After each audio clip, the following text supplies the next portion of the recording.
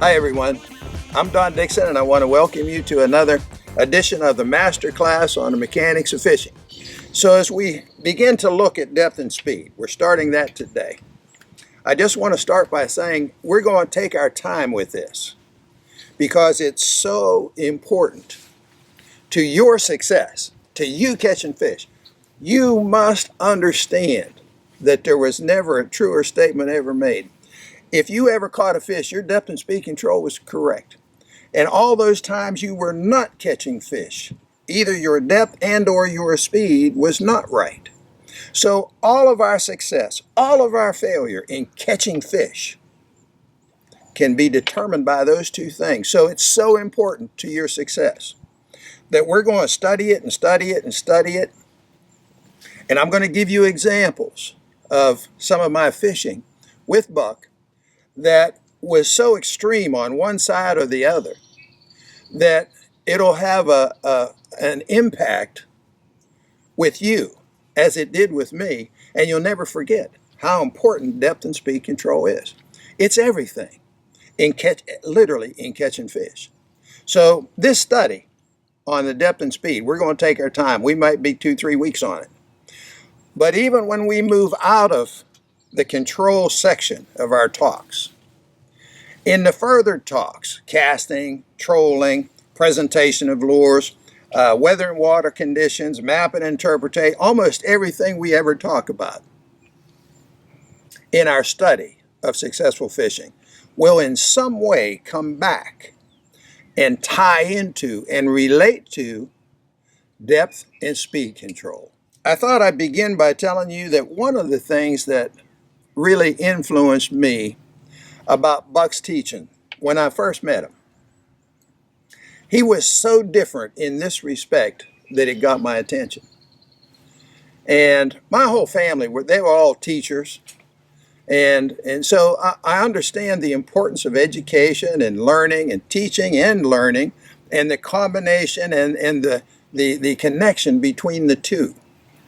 And when I started listening to Buck and I saw all of his teachings where he was different than the rest of the fishing world at that time and still today, was that he just didn't make a statement. He wouldn't tell you, hey, speed control is really important, and then expect you and me to just believe it just because he said it.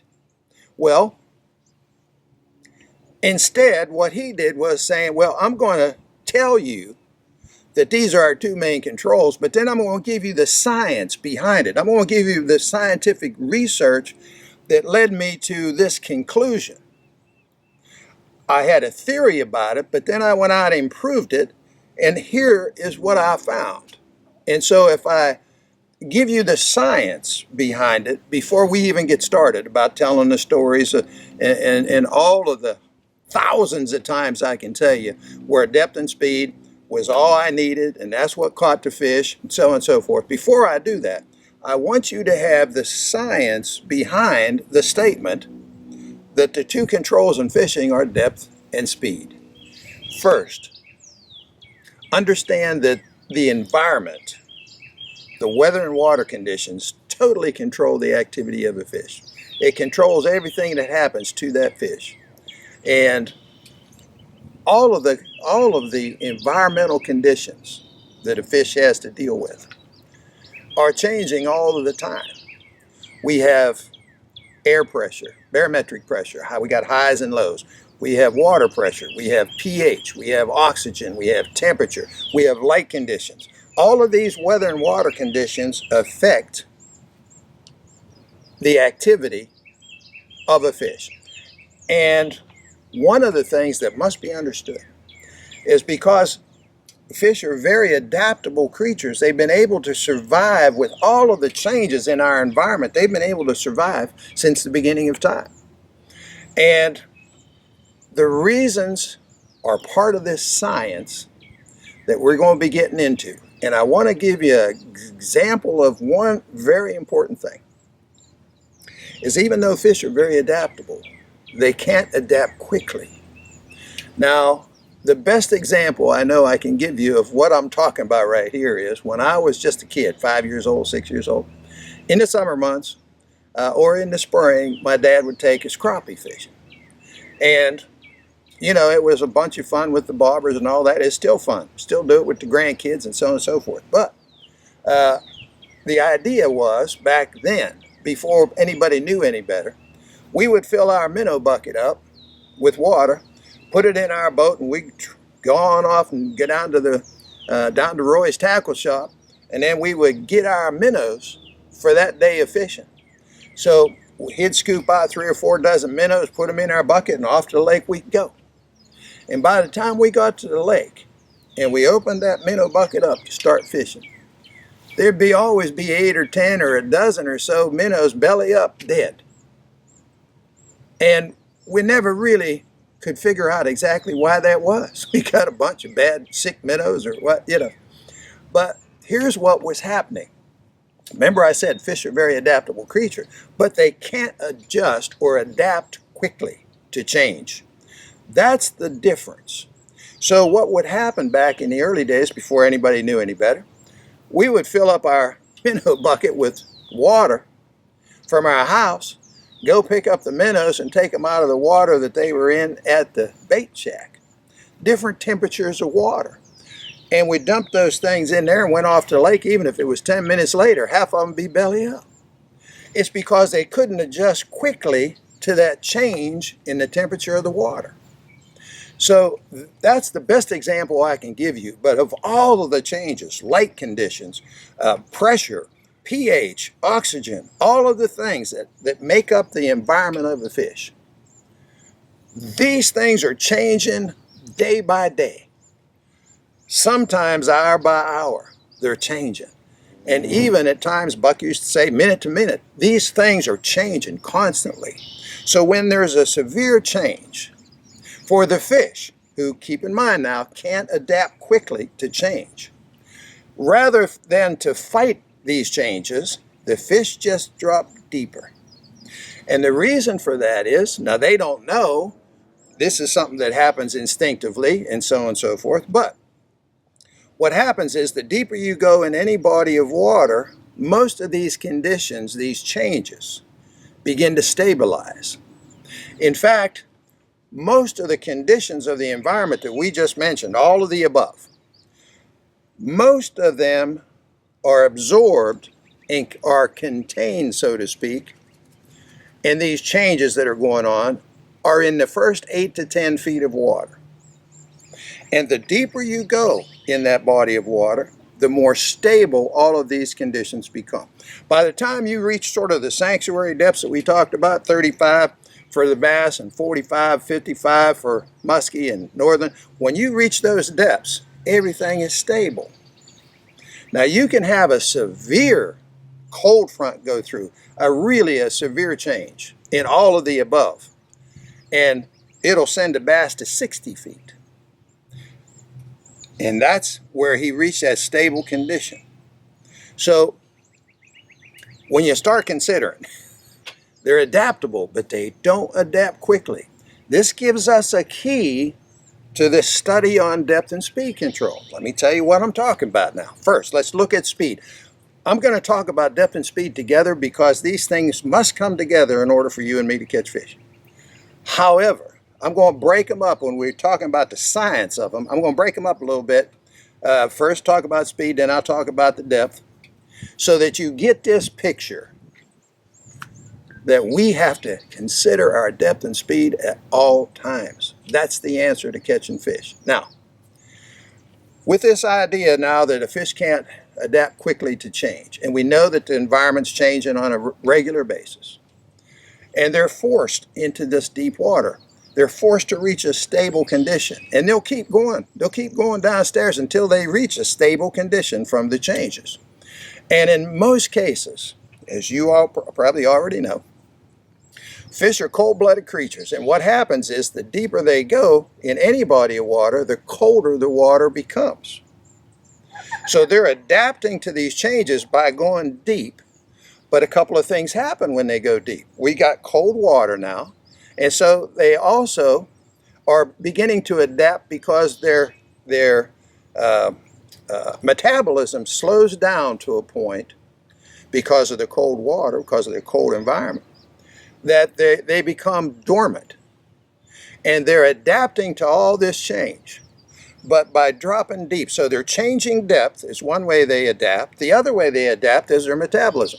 Now, they don't sit around and talk about it and say, well, gee whiz, I was fast and frisky up in the shallows the other day, but today I think I'll just go ahead and go a little bit deeper and sort of slow down a little bit, take a little rest. That's not how it happens. But when these changes take place, they're forced into this deep water. Now, for some beginners who don't know that fish are cold-blooded creatures, let me explain something to you. A fish always feels the same way. Buck used to joke about him having a bellyache after a cold front or something. But bottom line is, a fish is a cold-blooded creature. What that means is their body temperature takes on the temperature of their environment. And in the warmer season, in the shallower water, and the warmer their environment, their speed increases because their metabolism increased. But as they drop down deeper, and the water becomes colder and colder and colder, the deeper they go, the more dormant and non-chasing they become. So we're looking at this speed control in a couple different ways.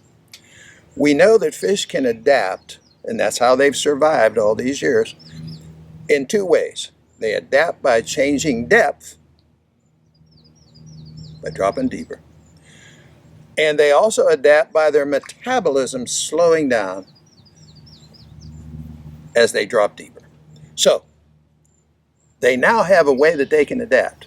But unfortunately for you and me, this creates some problems. The deeper they go, the slower they are, the more non-chasing, the more dormant they are, the harder they are to catch, bottom line. So as we're looking at speed control in our lures, if we're downstairs where a fish is under a bad changed condition, he just reacted to a bad cold front, he's down there 45, 50, 60 feet. And we come zooming by him with a lure going 10 miles an hour real fast, he's not going to take it because our speed control is wrong. It's just like totally wrong. He's down there, he's so dormant, he's not going to move that far to take a bait. So our speed control would have to be extremely slow if we were fishing under that condition. Conversely, if the fish are it's a great weather condition, there's been a warm front, it's been dark and cloudy for 4 straight days, there's no wind, it's gorgeous out for fishing. It's what we call a great weather condition. And all of the fish are up in 15 feet of water, just ready, just zooming all over the place, active as heck. I don't want to be sitting out at 40 feet of water with a plastic worm going as slow as I can go to try to catch that fish that's up in 15 feet of water real fast. So speed control is the second most important, really the most important control is depth, but speed is almost equally as important. In fact, they really both have to come together in order to be successful. If I'm fishing anywhere and I don't consider speed control, I'm in trouble.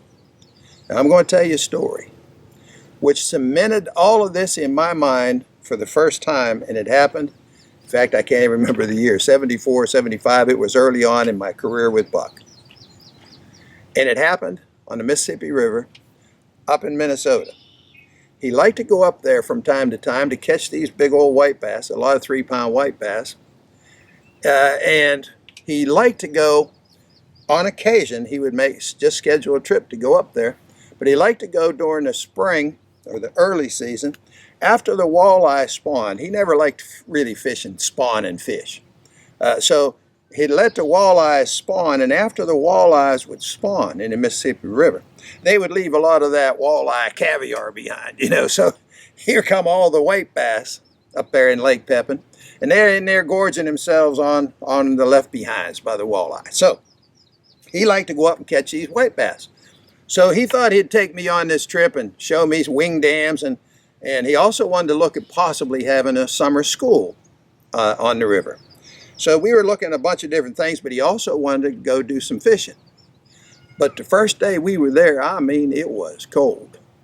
And really cold, like in the 30s. And like he had done many times before, He always had some writing to catch up on when it was in the low 30s.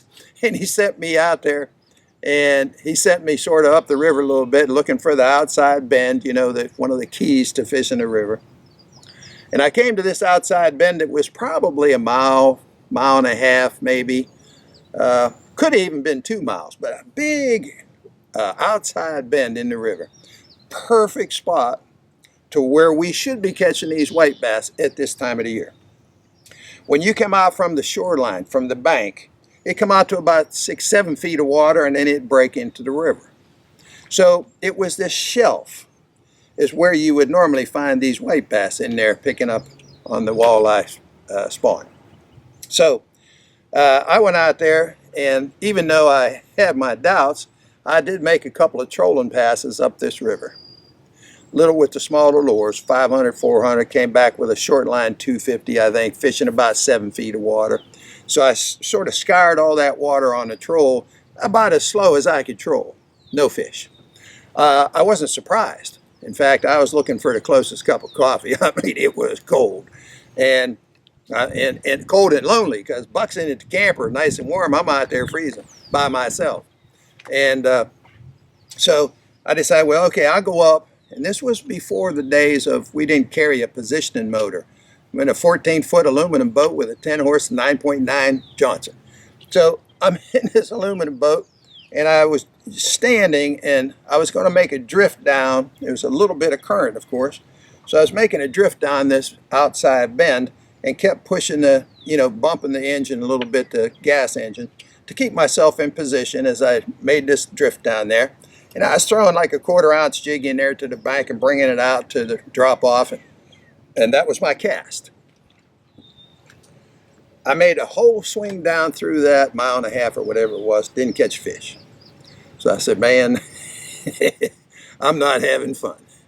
So I thought, well, I better move. I better go look for another spot. I know Buck pointed me in the direction of this particular bend, but let me go upstream to the next outside bend and see if I can't find some fish. So I did that, and I spent the day moving around, fishing these different outside bends that I could find. I went upstream, then I ended up going downstream to the next bend. And where I started, didn't catch any fish. And the other 2 spots where I went, didn't catch any fish. So I went tail between my legs back to the camper. I hadn't caught a fish. And I told Buck, I ain't caught a fish and I'm frozen stiff. I need coffee. I need it bad. So in the camper, and he said, well, it's supposed to get a little warmer tomorrow. We'll go out there. There's fish out there. We'll go find them. So at any rate, Buck gave me a cup of coffee. I got all warmed up and was telling him about everything I had done that day. And I hadn't caught any fish. And he said, well, don't worry. He said, we'll go out tomorrow. We'll find those rascals. And he said, it's pretty obvious to me you need the old man take you out there and catch you some fish tomorrow. I said, okay, Buck, I'm all for that. Let's do it. So the next morning we get up. I'm expecting him to get behind the wheel, and take me fishing. Take me to some secret spot where I hadn't found the day before. And he said, no, you drive the boat. I said, okay. So he started directing me as to where he wanted to go. We ended up at the same exact bank that went for about 1.5 miles at an outside bend, the same spot that I was the day before. I said, Buck, I fished this hard yesterday. They ain't here. They just ain't here. He said, let's check it again today. Weather's changed a little bit. It's a little warmer. He said, let's check it again, but let's start by trolling. So that's what we did. We made a trolling pass, a couple of the smaller lures, checking from the bank down. The way that thing set up on that bank up there, we're so far up the river. It came out from the bank, and at about 7 feet of water, it dropped off into the river channel. So relatively shallow stuff. And that's where we expect to find these white bass, somewhere on that shelf. So we're checking 2, 3, 4 feet of water, 6 feet of water, and then we made that trolling pass. We didn't catch fish, just like the day before. Now in those days, we didn't have a trolling motor, what we call positioning motor. We're just working out of a 14-foot aluminum boat with a 10-horse engine on the back, and that was it. So he wanted to make this controlled drift down that. We have a little bit of current, so we're going to make a controlled drift down through this whole section of water, about 1.5 miles. And I was to keep the gas engine running so I could bump us every now and then, keep us in position that we could fish this shelf on the cast and cover this 1.5 miles. So we start down through there. He puts on a 1/4 ounce jig. I put on a jig. I had just a plain hair jig. He had a little rubber wiggle tail on his, and we start casting. We go down through that whole section without catching a fish. We did not catch one stinking little fish. And after we did that, I was convinced, now it's time for us to go. We need to go find that other spot, Buck, which I know you have somewhere. Let's go find a fish somewhere else because that ain't here. And I was convinced. Of course, I didn't dare say that to him.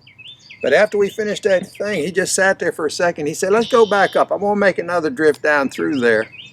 Only he said, I want to switch up from that 1/4 ounce jig. We're going to go an 1/8 ounce jig. We're going to slow this thing down even more. I'm thinking, gee whiz, Buck, you know, if they were there, we'd at least caught 2 or 3 fish by now. I don't think it's going to change much. In my mind, that's what I'm thinking. But we go and we do the same exact thing again. We get down through the end of that deal. Now we're fishing a jig. We're throwing jig to the bank. And we're fishing that jig, but we're fishing it as slow as you can. Jump it, pick up slack. Jump, pick up slack. Jump, pick up slack. Slow. Slow as you can go. And you go any slower, you got to hang the jig up. So we go down and no fish.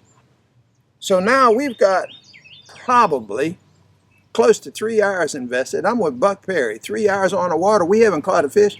That's a story. That's a scoop. That just doesn't ever happen. And now I'm convinced, now for sure we got to go. We got to leave. Find another spot. He said, take me back up there again. And he said it very sternly, like I could tell he was getting a bit aggravated. Well, I'd spent the whole day before that being aggravated, but now he's getting aggravated. And I said, you mean back up to the head of this run that we just met? You know, I was trying to make sure that I wasn't hearing him wrong. He said, yeah. He said, Donald, and when he was sort of being stern or a little bit upset with me, he always called me Donald. He said, Donald, those fish are there. And we're going to catch them. Let's go back up there. So, oh man, okay. And I really thought for the first time in my life, Buck didn't have this one right. I didn't think they were there. I was convinced that they weren't there. We did about all you could do. I couldn't understand what else we could do. He said, let's put on a 16th ounce. You got a 16th ounce jig head? I said, I'm not sure I got anything that late, but I'll look. And of course I did. So now we're in position. We're going to make this pass a 3rd time. A 3rd time casting. We've already trolled it twice. Now this is our 3rd time casting. Okay, so we start down through there with a 16th ounce jig. Now, with the equipment we're using, I think I had 8-pound test on. And I may have had 6, he may have had 8. But we were having to force a cast just to get it in there because we're using such a light jig, you know. And we started down through there, just barely jump that lower, pick up slack, jump it, pick up slack. As slow as I thought you could possibly go. We drift about 30 yards. All of a sudden, Buck has a fish. First fish we've got in 2 days. And we'd been on the water 3 hours and he catch a fish. Now, if any of you have ever fished at Lake Pepin, they got some big white bass. They really do. They got a lot of 3-pound white bass in there. And it is a big old fish, you know, a good fish. And he didn't say a word to me.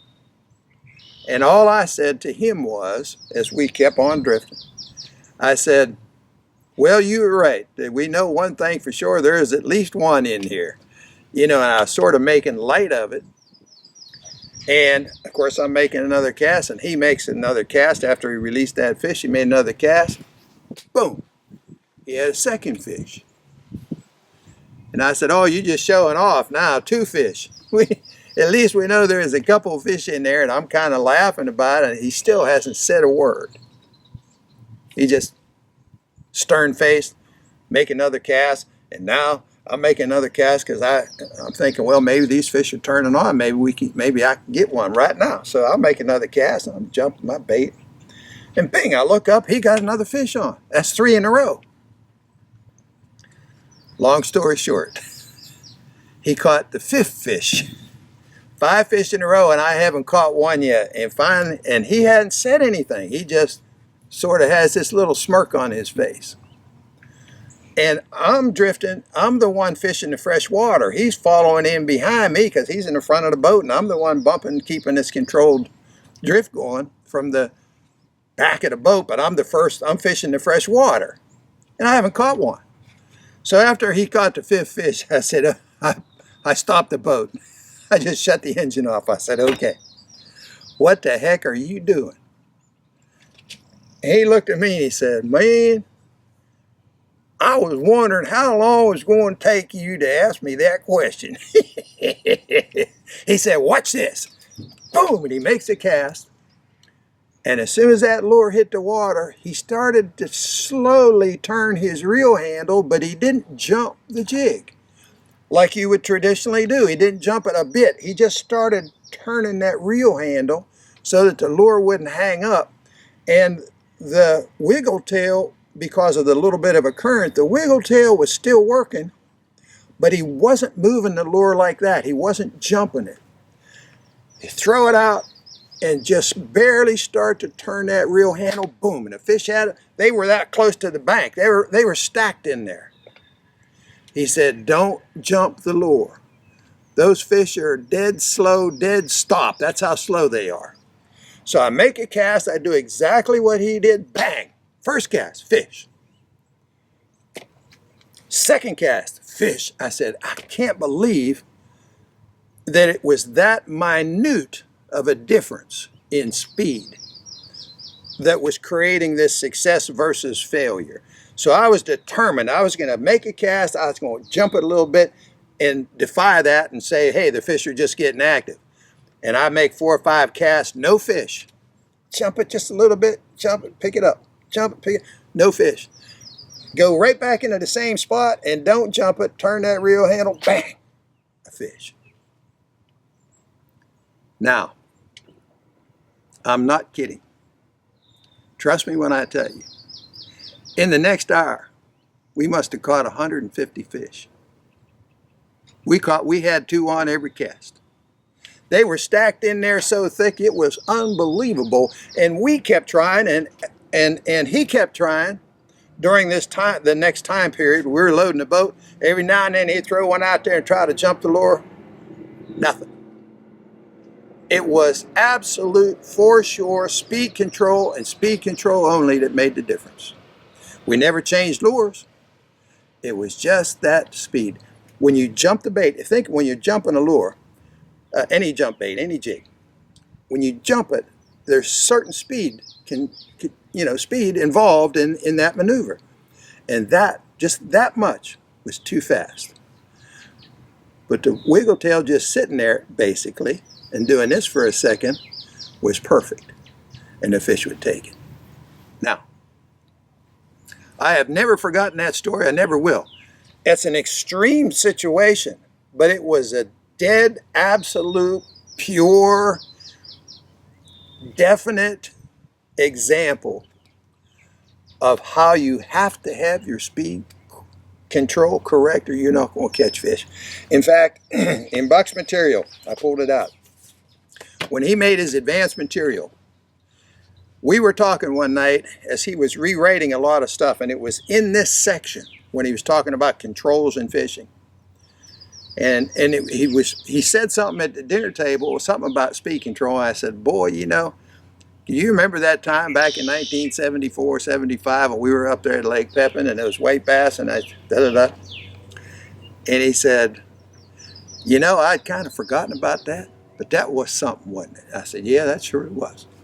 Well, the next day when he printed his final deal on his advanced course, when he was talking about speed control, the last sentence that he wrote as he's talking about speed in his advanced material, he says, you can throw all of the action, color, and size lures that are found in your tackle box along a particular shoreline. But if you haven't considered speed, this sure has not, and he has in bold letters, has not been completely and thoroughly fished. And I laughed and I said, it was all because of that Lake Pepin thing. You wrote that? He said, man, that was something. And here's what I want to share with you.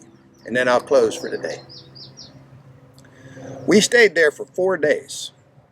And each day the weather improved just a little bit. And by the 4th day, we were catching fish on the troll. And Buck kept inching up the speed, and he was driving the boat. He wanted to check this. He kept inching up the speed to see how fast we could go and still catch them. And we were going almost a summertime speed 4 days later and catching those fish on a troll. And they were in there, hundreds. We caught hundreds and hundreds of fish. They were in there. So one day, if you jumped the bait, you were too fast. And just 3 days later, we were at about 6 or 7 miles an hour on a troll, catching them one right after the other. And he was having so much fun with that. He said, let's put on a big lure and let's just run it in the wake of the boat. I want to run right over top their head, see how close we can get a lure to the boat and still catch one. I think the last one he caught was on a 700 spoon plug in the wake of the boat, trolling almost at a summer speed. That's how quickly they had changed from one day to the next. So when you're thinking about catching fish and you're not considering speed control, it's the difference, like it was that day with Buck. It was the difference between catching no fish and catching a couple of hundred fish, all on a minute difference of speed control. It's critical. So with that in mind, I'm going to close for today. I want you to like us on Facebook, subscribe to our YouTube channel, and the next time we get together, we're going to talk about depth control. But I do want to give you some examples of both, because as I said, this is one of the most important topics we'll ever have, is depth and speed control. When it comes to actually putting fish in the boat, it's what's needed. So until the next time, thanks for being with me. I appreciate you guys. See you next time.